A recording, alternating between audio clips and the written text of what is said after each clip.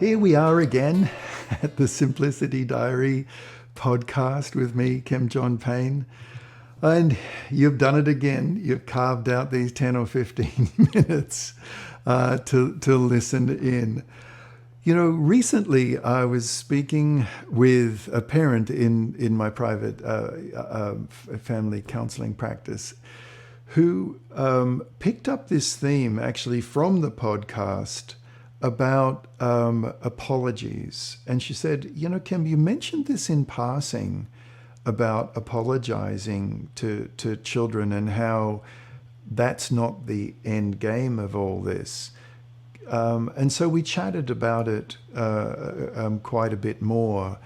And it really set me thinking over these weeks about the role of apologizing and about the role of putting things right. And I thought it might be worth pausing a little bit and just unpacking this whole question around apologizing to children. Because apologizing to children, we certainly need to do, right? I mean, so often we get it wrong.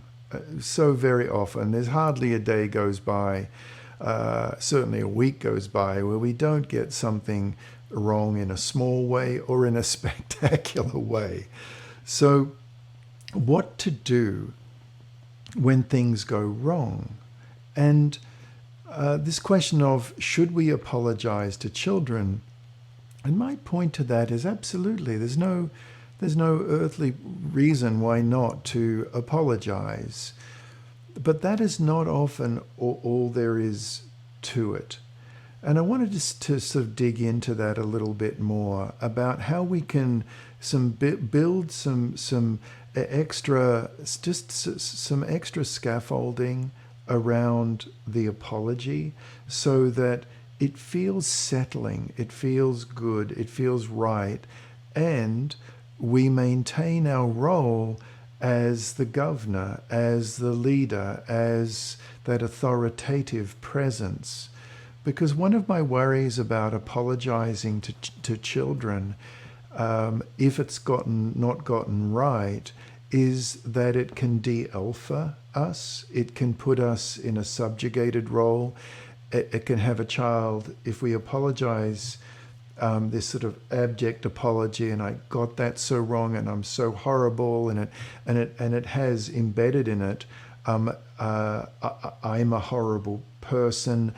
And it has the child feeling, well, hang on, am I a horrible person too? Or yes, you are a horrible person. And it also leaves the child, if we're not careful, feeling like no one's in charge because you're doing this mea culpa, you know, like, and it's like, well, okay, but who's keeping me safe? Who's got their hands on the steering wheel here? And you're kind of over-disclosing, Mom, Dad. You're kind of over-disclosing. There's too much. So the apology can get too big. And it gets a bit scary for a child, or a bit sort of icky, really. Technical term. I guess a 15-year-old would say weird, right? It's just, it can go too far. Now, bringing it back into the ordinary apology, I find that being able just to say, yep, I'm so sorry about that. Yeah, I lost my temper, didn't I? Or that was harsh. Being able to say sorry, and for me, this term, and I mentioned it in a recent podcast, that came out wrong. Yeah, I'm sorry. That came out wrong. So the apology is for something specific. It's not just an I'm a bad person apology. It's, you know what, I didn't get that right. Or even, you know what, we didn't get that right, did we? We both got all frustrated. Yeah, I'm so sorry that happened. So it's a sorry that it happened as opposed to I'm sorry. I mean, that I'm sorry, that's perfectly fine too, but I'm sorry that worked out that way. I am. And that can be quite genuine as well, because if a child was shouting at you and you were shouting at them, I think it's perfectly reasonable to say, I'm so sorry that we both ended up frustrated like that. Because to say, I'm sorry I got frustrated, well, actually, it wasn't just you. There was a situation. So you're sorry about the situation that it went in that direction. And that's my first point, really, is that in many times we find ourselves apologizing. Actually, the child's behavior too was not good at all. So it could be that you apologize for your own actions as well. But I think a larger, sort of more big picture view of this is needed, and it keeps us in the executive role in our family, in that leadership role, because our children need us in that leadership role. And when we can say, yeah, I'm so sorry that got off on a really bad foot this morning, didn't it? Yeah, I wish that hadn't happened. That came out harshly, or whatever it is, but that's a bigger picture. It's more regal. It's more holding the whole, because our children need us to hold the whole. They need us to be in that role. That's my first point.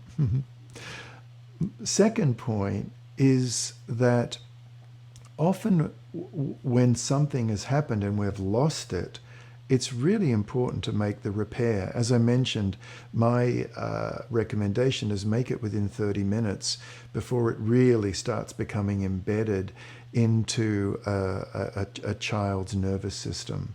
So, it's important to make the repair. But what helps us make the repair, because is knowing what to do, because it's all very well and good someone like me saying, make the repair within 30 minutes, please. But how?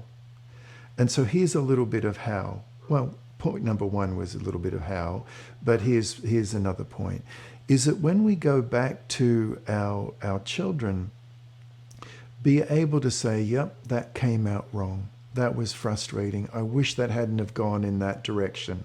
It's whatever it is that we can say, holding the big picture, and then say, that did come out wrong.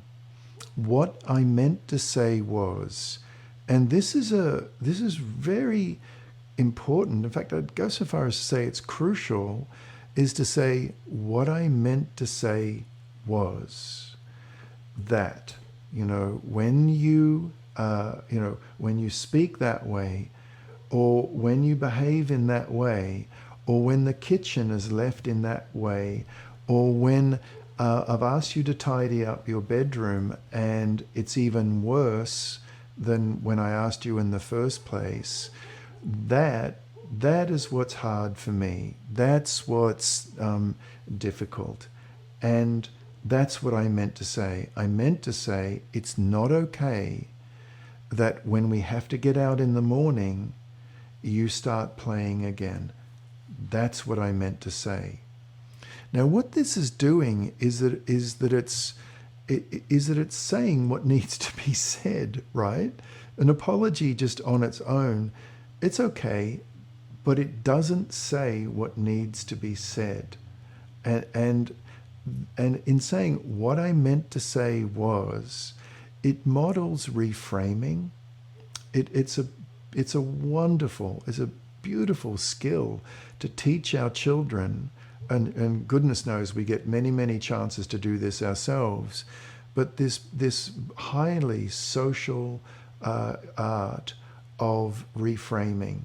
What I meant to say was, because what it teaches a child is that you've reflected on it and you got a hold of yourself and you've reflected on the way in which you were speaking. Don't we wish that for our kids? We totally wish that for our kids as they grow up. It also models to them that you can come back and apologize, but that you can also now find the words to express your feelings, the proper words. And don't we want, as our children grow up into 11, 12, 13, 14-year-olds, don't we want them all to be able to do that? to be able to express their feelings through when they're growing into being teenagers. They can't do it so much when they were little, but even if we're modeling this to them when they're little, they'll hear it over and over. And when they're neurologically ready, 12, 13, 14, to actually be able to be more conscious of their feelings and express them in a more conscious way, they'll have been modeled this just endless, countless numbers of times. It's not, of course, as little ones that they don't have feelings. Of course they do. We know that. But the consciousness of their feelings comes later. But it gives us the chance in their earlier years to, in a sense, have them absorb it, have them be able to, almost through osmosis, see us be able to reframe. Over and over and over, we come back to them. What I meant to say was, we preface it by, I'm so sorry that happened, that my words came out wrong, and everyone got frustrated. That was very hard. There were harsh words, weren't there? That was hard. What I meant to say was, and in that way, we are building up over the years.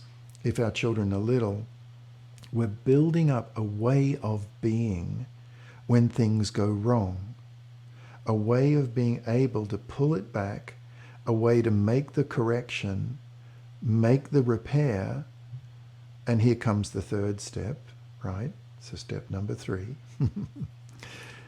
is, I wonder how we can put that right. I wonder how we can put that right. Now, a little child probably won't know, a very little one, a 2 or 3 year old. I wonder how we can put that right. You know what? I think there's probably some help needed to put all those trucks back in the basket now, because that should have been done. I think we need to do that now. I wonder if there's some help needed. I wonder. For a teenager, 9, 10, 11, 12, 13-year-old, it's more, I wonder what we need to do to put this to rights, because we need to put it to rights, and here's a crucial thing, and move on. And move on. I can't emphasize this enough, because kids will do it if they feel they're not going to have to talk about it for half an hour and talk about their feelings, and it's like, and move on. So how can we, I wonder what we can do to put this to rights so we can just move on. If we and move on, if we can remember to say that, and move on, it's a simple thing, then our kids generally, not always, but generally will buy into it, because it means, oh, okay, we get to not have this great big discussion and have to sit here and do all this stuff and move on. So those are the steps. The first step is to yes, apologize, but often apologize for that went wrong. That was frustrating. Everyone got frustrated. I'm so sorry about that. The second step is to make the repair. What I meant to say was, and model being able to make a repair. And the third step is, I wonder, and move on. I wonder how we can put this to rights and move on. Okay. Ah, gosh, I hope that's helpful, because there's no shortage of opportunities to practice this, right? You might even want to write this. One parent said, I spoke to them years ago, they said they wrote it on a sticky note above the sink and on their bathroom mirror, those 3 simple little steps. Okay, and by the way, donations have continued to come in to our podcast, and it's just money, I know, and it's not the main thing, but gosh, money is energy, and I just love the energy that is flowing back to our little Simplicity Parenting Institute from so many people. And, every time we put a book in the mail or one of these gorgeous paintings of Catherine's, or we send out the book reading, every time we do that, please know that those of you who receive those gifts, every time I hope this doesn't sound sort of cliched, but a little blessing goes every time. I just say, and thank you, Amy, and thank you, Stephen, and blessings upon your family. I can't help it. I do. So anyway, thank you for that podcast support. Okay, bye-bye for now.